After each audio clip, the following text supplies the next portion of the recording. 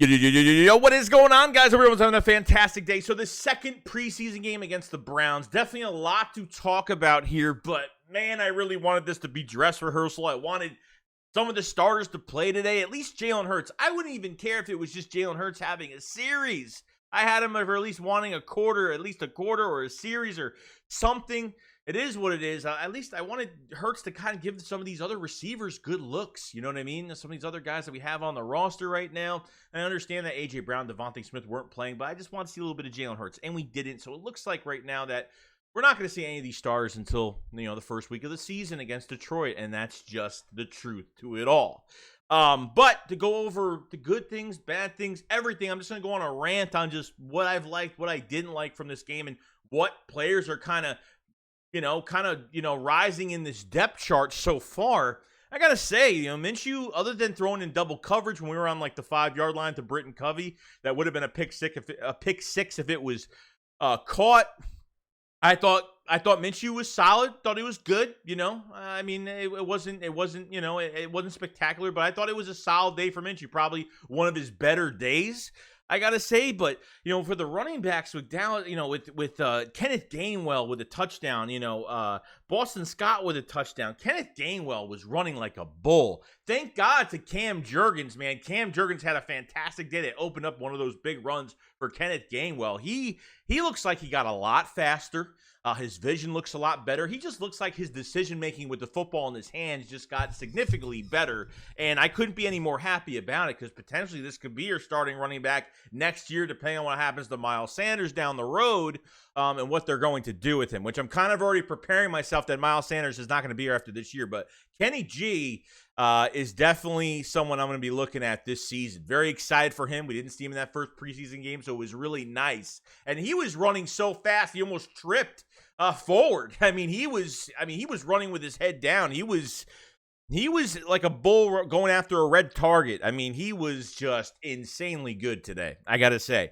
Boston Scott was really good today. Got a touchdown, and he looks good, even coming off the concussion. We haven't really seen him, so it was nice to see him score a touchdown. I thought there were some really solid drives from both of those running backs today, which was great. You had some a big reception from Pascal, and then you don't really realize how fast Zach Pascal is, but man, the separation on the break of his route, he's fantastic. Always gets open. I think he's going to be definitely reliable. Definitely your number 4 receiver. Quez Watkins with a couple receptions, not much playing time today, but was solid. And I think you have A.J. Brown as your number 1, Devontae as your number 2. You have Quez as your number 3, and Zach Pascal definitely your number 4.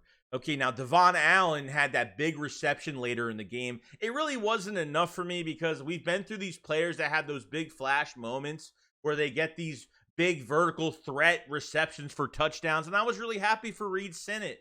You know what I mean? I couldn't really complain about it, but to be honest with you, glad Devon Allen, sorry, I always say his name wrong. Devon Allen got his big reception today. Track star, a lot of speed. I definitely saw the speed there. But other than that, it's not much to tell me that they haven't put him on special teams. They haven't really done anything else with him. I just don't know if there's enough for a roster spot for him. Britton Covey, almost the same thing. He had 5 yards for the day. 5 yards. That's it. Nothing on special teams. I'm not happy with special teams, guys. Special teams is a big pain in my butt this whole entire offseason because we have nobody that's at least a weapon for special teams right now. You had Covey back there. You had Huntley back there. Huntley had a good day running the ball. I had enough of Huntley. I wanted to see more. Kenny Brooks didn't get in the game until, the fourth quarter, the end of the fourth quarter. And he had a couple good runs. Running north and south, he was almost perfect. You had the North Texas running back, Torrey. He had a couple, maybe 1 or 2 good runs, nothing crazy. I want to see more Brooks. It still wasn't enough for Kennedy Brooks, okay?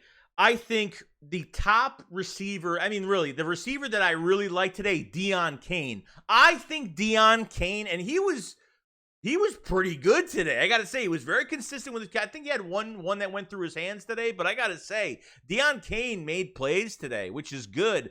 I think there could potentially be him beating Reagor out of that 5th spot.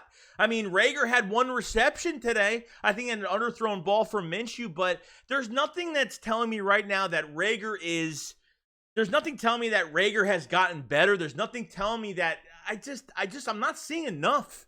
You know, like he was out of shape coming into camp last year. He's in shape coming into camp this year. And it's like, I'm not even seeing it with my own two eyes that he at least got faster, quicker. I feel like I'm almost seeing the same player, but maybe he's, maybe his catching is a little bit better. I don't know. I'm trying to nitpick on the good things I can see from Jalen Reagor, but so far, it's just not enough for me. I mean, every other receiver besides like Covey and Allen, like really, I feel like any other receiver we have on this team right now is just doing better than him, even when it doesn't look like they're not doing better. Even Hightower had a reception today, which I don't think he's going to make the team. Greg Ward's out with a toe. So this receiver group on the back end, I don't know what they're doing. DEON CAIN could be your number 5 receiver. I absolutely believe that. And you know what? I would give him more chances with, like, I don't know, the second, third team, this week against Miami on Saturday. I would try to get him more reps because I feel like he's really came a long way. So I'm excited for him and the rest of this group, but it's just not working for me with Reagor, man. It's just not. Covey hasn't looked good. Reagor hasn't looked good. Allen, I love the reception, but it's not going to have you get make a roster spot by getting a go route pass and beating everybody on defense. It was fun. It was great to watch. I was happy for at least Sinnott to get some reps. But it was kind of nuts. We didn't see, and then finally at the end of the fourth quarter, with 3 minutes left, we got Carson Strong. I almost crapped my pants. Okay, because I didn't think we were going to see him. And finally, he took the field, and I was like, I got excited. I jumped out of my chair. I was like, oh, it's Carson Strong. I was like all over the place. And, I want to see this arm. He ran with Kennedy Brooks for a little bit, him and Torrey. They switched a little bit here and there. I thought, like I said, Kenny Brooks had a couple good runs. I just need more of Kenny Brooks. I needed more of Carson Strong. I didn't need to see Sinnott. I did not need to see Sinnott for a quarter and a half. I really didn't. I want more Carson Strong this week. I really do. Even that one pass, I forgot to one receiver on the left sideline where it could have been caught. Should have been a PI call. Never called it. I thought it was a brilliant pass on third down. It didn't count, and I was like, damn. And then there was a minute and a half left at the end of the game, and they took a knee, and that was it. So the Eagles won this game. Defensively, I don't know. Gannon just did not blitz. I don't know if it was just me. They blitzed more in this Jets game. I understand they want to try some things out, but Jordan Davis looked like he was kind of not struggling, but I think he only played for the half, and I thought that he was. There was people in the chat saying he was kind of going he was going low. He was standing up way too high, but I don't think he was. I think it was just they weren't blitzing. They had no blitzing packages. I mean, they didn't do anything with these linebackers today. Gannon did nothing with these linebackers today. The linebackers were just quiet today.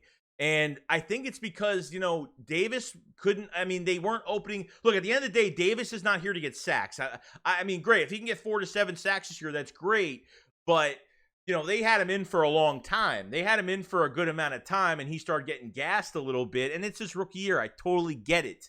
I mean, we saw what he could do to the Jets. We saw in a rotation for that one, a couple series, what he did in that game against the Jets. He was in a little bit longer this game because a lot of that defensive line was pretty much, you had no Hargrave, no Cox, no Barnett, no Sweat, no Reddick. You were down 5-6 defensive linemen. Some of these guys got a lot of reps today, which I'm really happy about.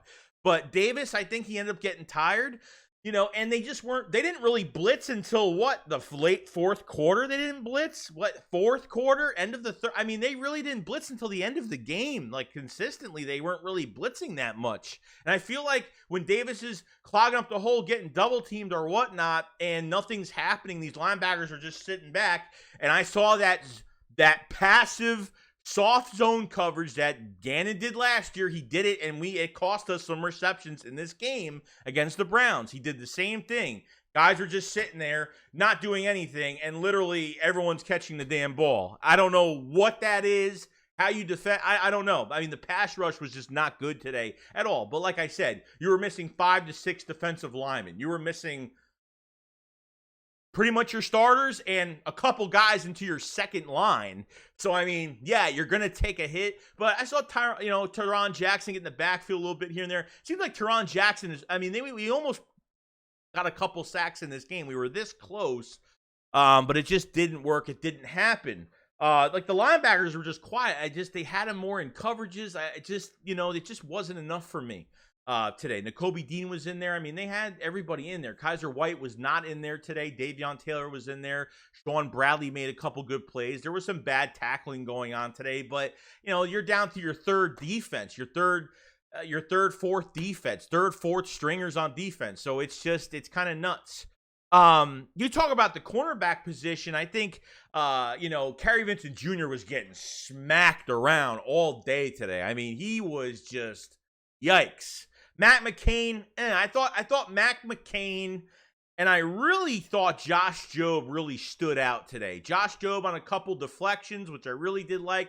He's starting to make his case. Are the Eagles starting to favor Josh Jobe over Zech McPherson? Maybe they are. Kerry Vincent Jr., I didn't really see Blackwell. Somebody, Tay Gowan, just horrible. You know what I mean? So it wasn't a great day for a lot of these backup corners. And it's nice to see the competition, but I think Josh Jobe, Zech McPherson, and now you're starting to see a little bit of UGO Amadi, another one that had 4 tackles playing in the nickel today. And this guy just got on the team a couple days ago. This guy literally just arrived in Philadelphia, not even a few days ago, and he had 4 tackles today. And he's seen pretty good. It was a nice start for UGO Amadi. Now, I'm not saying is he going to be the backup nickel to Avonte Maddox. I have no idea. I thought we were going to have that in Jimmy Moreland a little bit when he was here, but he ended up getting released and cut from this team because of the injury. Couldn't get on the field. But UGO Amadi, is he doing enough to make a case where he could play as a gunner, because he's a good gunner on punts? And, he could play nickel, he could play outside, he could play free safety. Obviously, Seattle was trying to release him anyway, so they might as well trade him to get something out of it, which we traded J-Jaw to Seattle. So I thought UGO Amadi did really good. So I thought Cain and Jobe were probably the 2 best, and I thought Jobe played a lot better than Cain. And every other corner that I could really think of was just, it is what it is. But it was a good day. Safety, I saw Jaquiski Tartt making a couple tackles, some really aggressive tackles today. So I might even say that Jaquiski Tartt might not even make this roster. Kavon Wallace has actually had a good couple days. That second practice he had against the Browns, the joint practice plus this game, his coverage wasn't that bad. His tackling wasn't bad either. I thought he played pretty good. I mean, really, we're desperate at safety right now. So I don't know if the Eagles make a move within now to the trade deadline, but something's got to be done, because I'm good with Epps. Not a big fan of Anthony Harris, but I don't know if Tartt even makes this roster. I think he only makes this roster because of it's a panic move. Like, they got to keep somebody there. Somebody's got to be there. They keep, 4 safeties in the room? I could probably, safe to say, depending on injuries to other positions and what they need more of, that maybe that's the case with the safety spot. But definitely, it's definitely one of the weakest positions on the team, which I think we all know that. I think, the Eagles have tried. Don't tell me that the Eagles are good at safety, because they're not. And I like Marcus Epps. I think he's solid. I think he has a good year this year. But the Eagles have tried upgrading this position.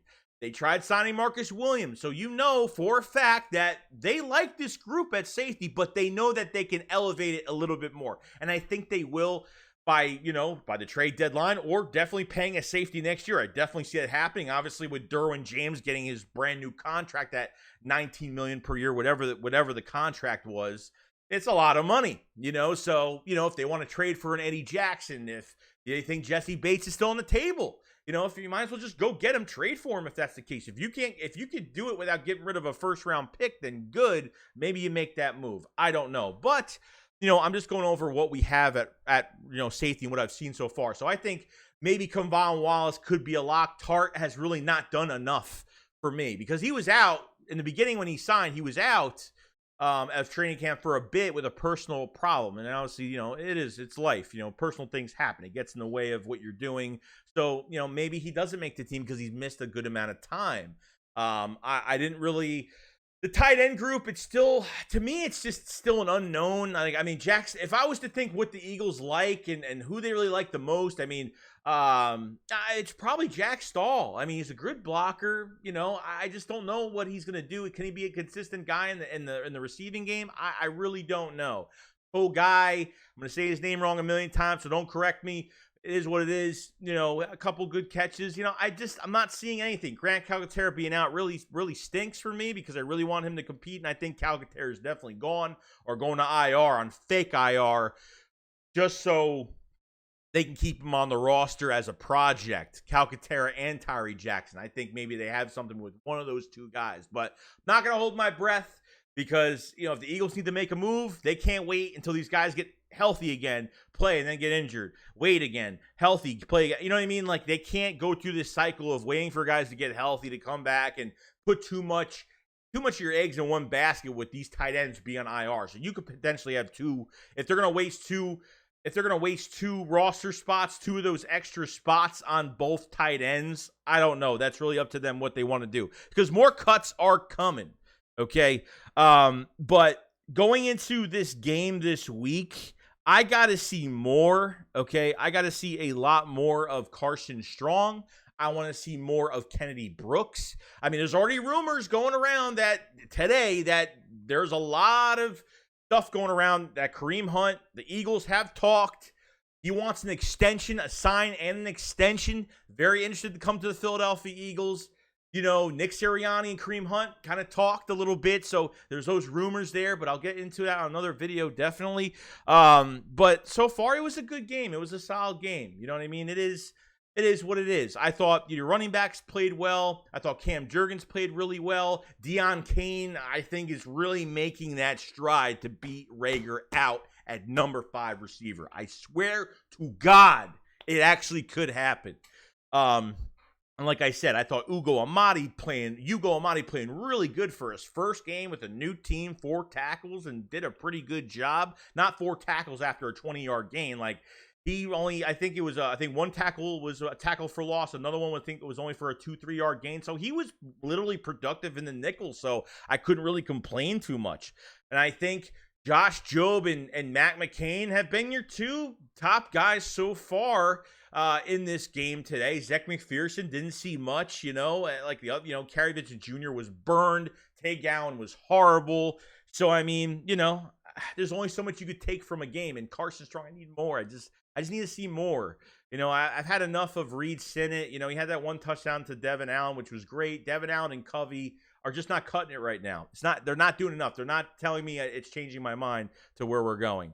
Special teams and at wide receiver. So, depending on how many receivers they keep. So, not to go all over the place, but that's pretty much about it, guys. Sorry it was a long video because this is what happens when I rant about a whole game and what I think about it. So, if you guys haven't and are new to the channel, definitely subscribe if you made it this far in the video. I do appreciate it. And we'll see you guys on the next one. Shake Squad up, follow, so peace out, guys. Peace.